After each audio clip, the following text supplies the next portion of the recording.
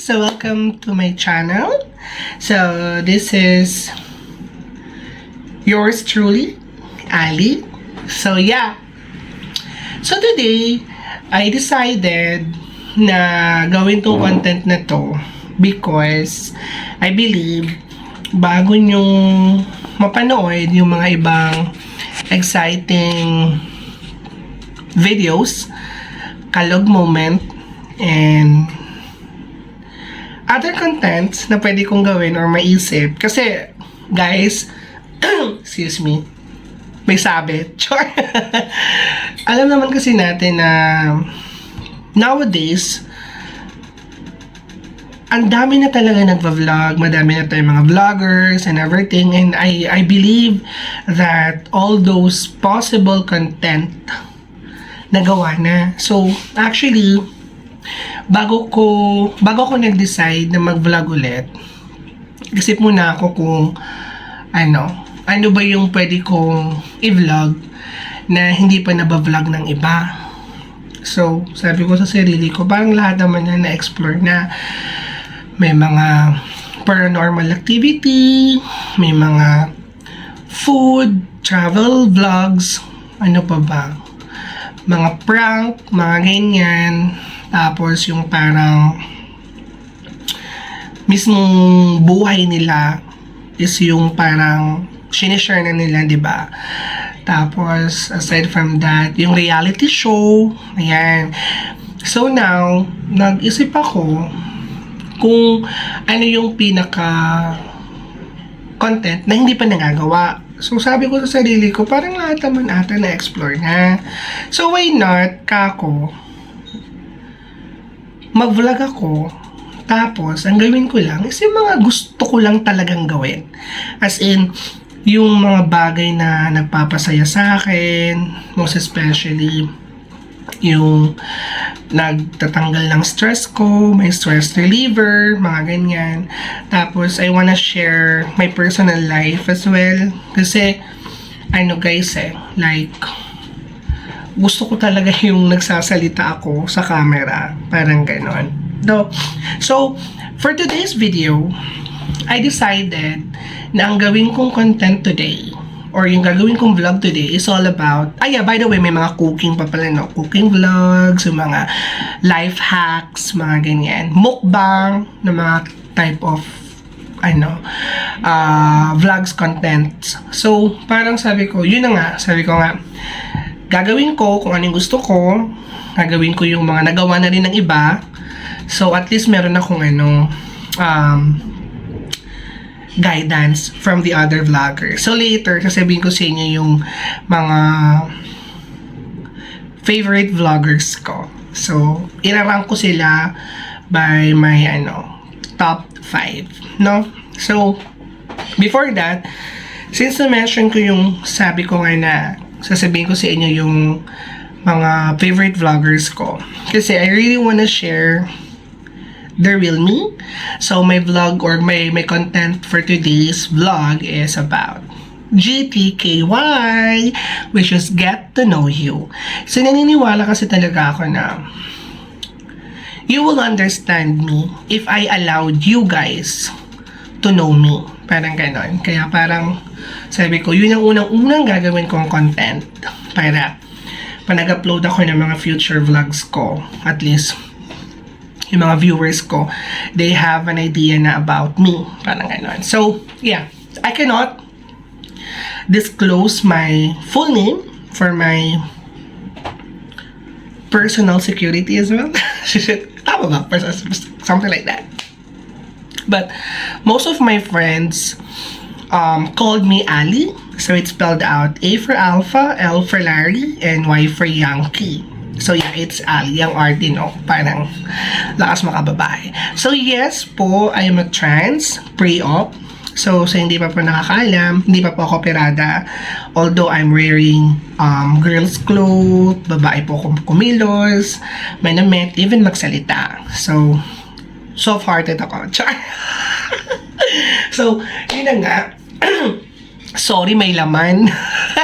May nakain kasi ako na something na bumara sa lalamunan ko. Charot. So anyway, so I'm 29 years old. So magti-30 na ako this coming December 11. So isang taon na lang wala na ako sa kalendaryo. So yes, tumatanda na po tayo.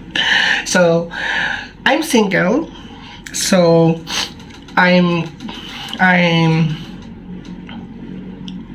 currently residing here in Camarin, Caloocan. Tapos I'm living alone. So I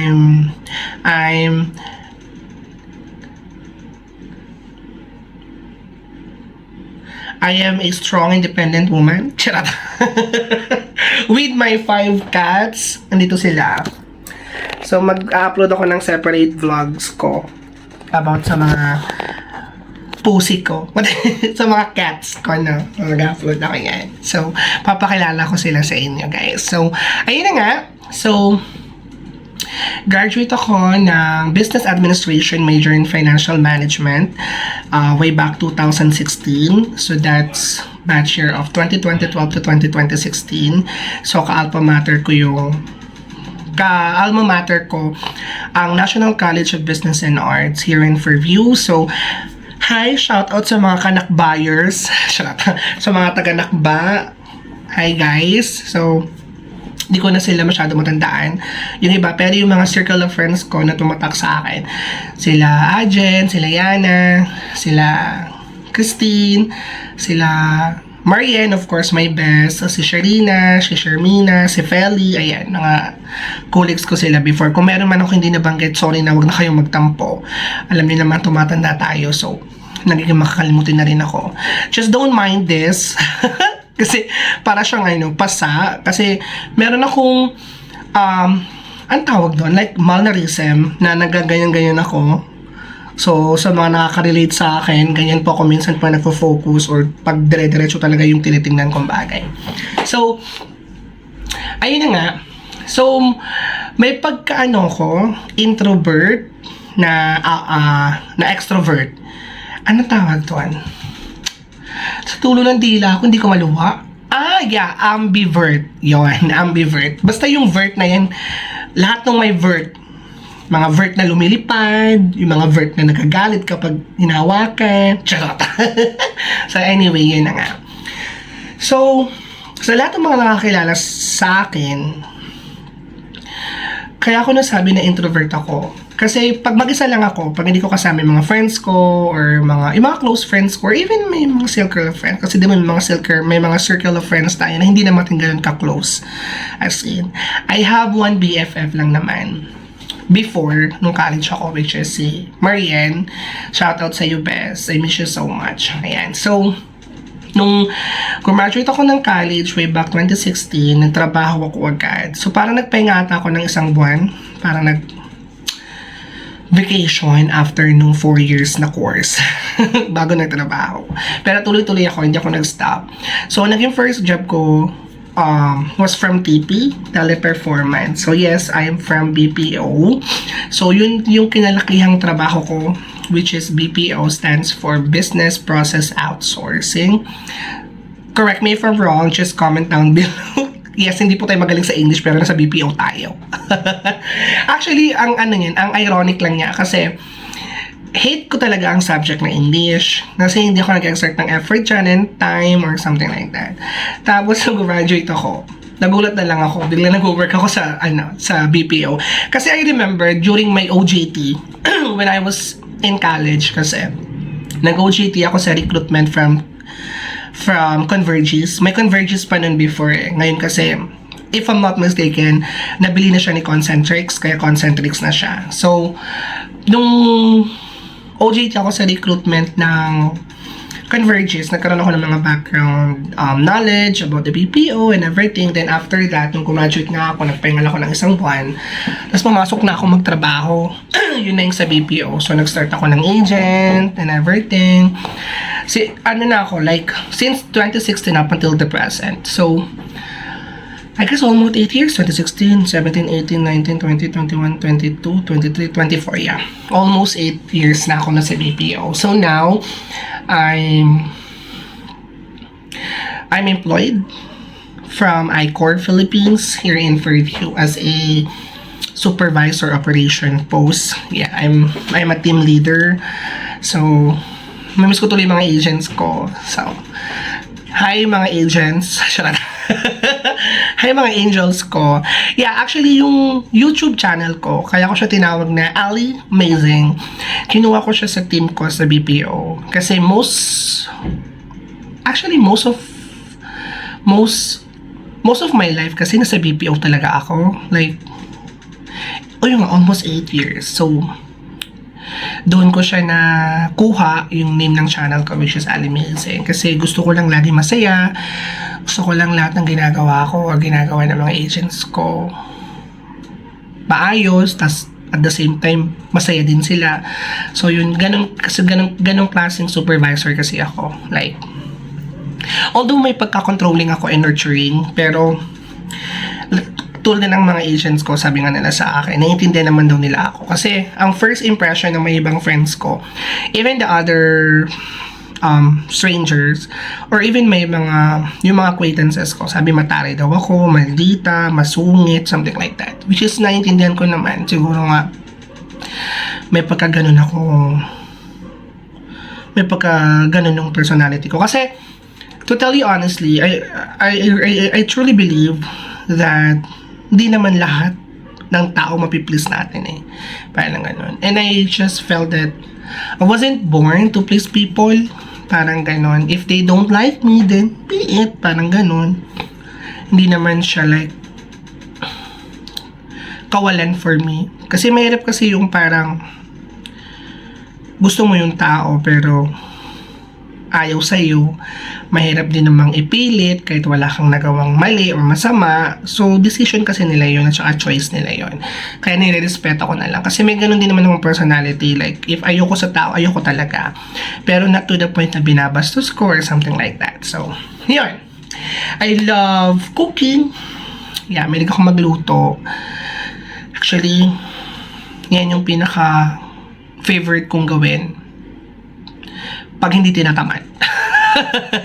Pero sa 100%, 75% lagi akong tamad. So, hindi ako siya nakakapagluto. Pero, kapag nagluluto talaga ako, gusto ko luto with love. Yes! Kasi iba kasi yung luto na nagluto ka lang kasi masarap. Mas magiging masarap siya pag may halong pagmamahal. Lalo na kapag yung mga taong mahal mo yung nilutuan mo, talagang mag-exert ka ng love, effort, and time. Gusto mo yan? Ay, nako, alam mo, yung gusto mo yon later. Obvious naman. Naalala niyo ba to? Gusto mo yan? Gusto ko yon! Ayan, kasi he is my top 1 favorite vlogger ever. Like, way back pa. High school pa lang ako, hanggang nag-college ako, siya yung pinapanood ko sa YouTube. Like, nakasubscribe ako sa kanya sa lahat ng channel niya.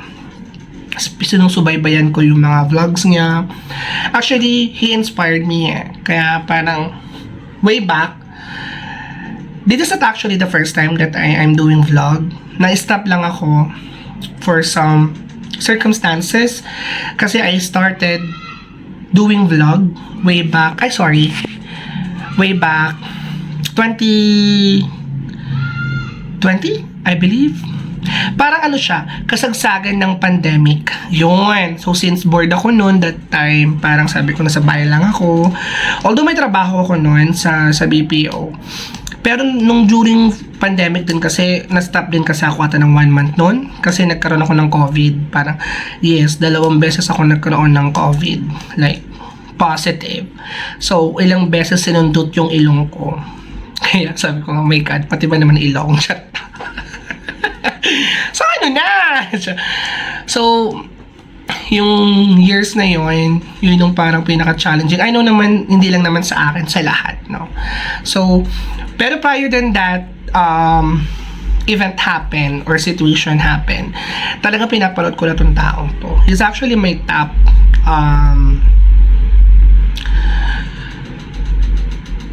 vlogger, top favorite vlogger gumagalaw. Sorry nasa table lang kasi ako. This is like a low budget vlogging. So, yeah, si Lloyd Cadena. Yan. Actually, sabi nga nila may pagka-resemblance kami dalawa. Pero, idol na idol ko talaga siya. Lahat ng videos niya, yung passion niya, yung pagtulong niya sa mga tao, yung sense of humor niya, lahat, yung pagmamahal niya sa family niya, lahat talaga yun. Ina-idolan ko siya, as in. I adore him so much. Like, sabi ko nga, ang tapang talaga niyang tao. Parang yung insecurities niya sa iba, hindi siya insecurities for him. Parang sabi ko, ang lakas ng niya, ang taas ng confidence, at sobrang saludo ko at sobrang taas ng respeto ko sa mga taong ganon. Like, kasi ako may insecurities ako. So, minsan, tinatago ko siya para lang hindi mapag-usapan, hindi lang ba ako ma-highlight. As much as possible kasi gusto ko, low-key lang ako. Like, ayoko na pag-uusapan, ayoko nang naging topic, something like that. Pero siya, yung skill-killing niya, diba, yung Magitem, grabe ang confident ni Kuya Lloyd, ni Queen Elsie. Yun nga lang, wala akong pagkakataong na-meet siya in person. Hanggang tanaw lang talaga ako sa YouTube, tsaka sa mga social media accounts niya. Tapos yung ngayon, ang sinusubaybayan ko ngayon is yung pangalawa ko ng vloggers na favorite, which is the BNT, Bakla ng Taon. So, nag-guide din sila ng maayos ni Queen Elsie, kaya kikita ko sila, BNT Aye, BNT Lemuel, si BNT Andrew, yan, si Bebang, si Jessica, ayan, yung mga idol ko, masaya sila. Marami sila actually, tsaka si Madam Ivan. Medyo nawala nga lang si Madam Ellie kasi hindi ko na siya masyado napapanood na nag-vlog, or hindi lang siya nakaano sa playlist ko sa YouTube channel. Sa YouTube ko. So, ayun. Sa pangatlo, si Ivana Alawi. Ayan. Si Ivana, para siyang si Lloyd. Mapagmahal sa pamilya. Tapos matulungin. Lahat. Napaka-natural niya. Napaka-natural na babae niya. Wala talagang sugar coating, or hindi siya filter. Talagang yung what you see, what you get. Parang ganon. Kaya pangatlo ko siya, as in, sana mamit ko si Ivana in person. Sabi doon nila may pagkahawig kami dalawa. Charot! Tingin. Huwag ka mag-asyumera. Bakla ka ng taon. BNT production. And then yung pang-apat ko, yung Ong family. Yan. Lalo na si sino yung anak niya, nakalimutan ko. Medyo may pagkapantano din kasi ako. May pagkamaharot. Charot. But anyway, yeah, yung basta si Ong family kasi tawag sa kanila lahat, tapos yung si My Loves yung tawag ko dun sa anak niya, Gio is, diba, siya yung father. Oh, di Ali, di na pagkakamalang hindi mo idol yun. O, hindi totoo talaga, promise. You can check my channel na nakasubscribe ako sa Gio. Yung mga travel nila, napanood ko rin yung bumili sila ng parang sarili nilang bangka ba yun. Boat, yan. Tapos yung mga travel nila sa land, sa sea. Ayan, so pinapako sila. Pero matagal na akong hindi nakapanood ng videos nila ngayon. Kasi busy sa trabaho. Kasi nga busy ako sa work before. Tapos, ang panglima ko, which is yung huli kong top 5 favorite vloggers. Alam ko yung iba sa inyo natotoxican sa kanila. Or na nagsasawa or something like that. Parang puro negativity yung yung pinoproduce nilang content. Pero gustong-gusto ko talaga yung personality ni Mami Oni. Yan, si Tony Fowler, the Tora family. Yan, sila. Pero may bias ako Mas mahal ko si Tony compare sa ibang member ng Tora family. Tsaka si Mami Marie. Ayan, silang dalawa yung pinaka-love ko sa Tora family. So, yun yung sila yung top 5 favorite vloggers ko. Madaming magagaling, madaming mga mababait, madaming mga totoo. Pero sila yung nag-shine for me, I guess. So, sila din yung parang pinapanood ko everyday kapag meron akong icebreaker moment, mga ganyan. Kasi sometimes, lalo na katulad ko, nagtatrabaho ako sa BPO. So, puyat ako sa gabi. So, aminin nyo, iba kasi ang tulog sa gabi talaga compare tulog sa umaga. So, mas parang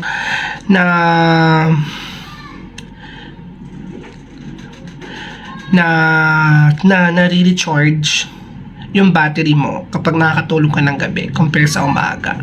So, pag nagpapantok ako, pinapanood ko sa TV ko or sa phone ko hanggang makatulog ako, sila lang din talaga. So, those are my top 5 favorite vloggers locally. May mga favorite naman ako internationally, kaya internationally. Ano daw? May mga favorite naman ako international, kaya lang mas nagfo-focus ako sa local kasi mahalin natin ang sariling atin. Gusto mo yun? Ayun, na-adapt ko yan kay Queen Elsie. Gusto mo yun? Kahit in person, kapag tinatanong ko yung mga friends ko, like ko nababanggit ko yung gusto mo yun? Gusto ko yun, pero hindi ko na nasasabi yung gusto ko yun.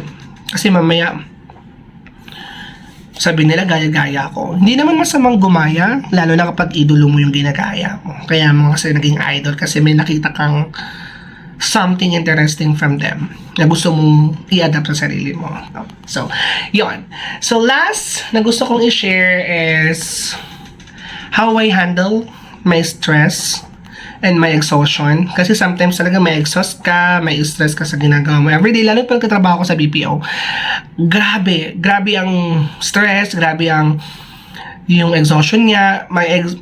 Exhausted talaga ako, to be honest. Pero I'm happy, masaya ako na nag-work ako sa BPO kasi iba din naman talaga ang pasweldo ni mamang kapag galing ka sa BPO compare sa Please don't get me wrong, I am not discriminating any other work or job here in the Philippines. Pero, syempre kahit pa paano, malaki rin talaga ang kitaan sa BPO, lalo na if you're not a business owner.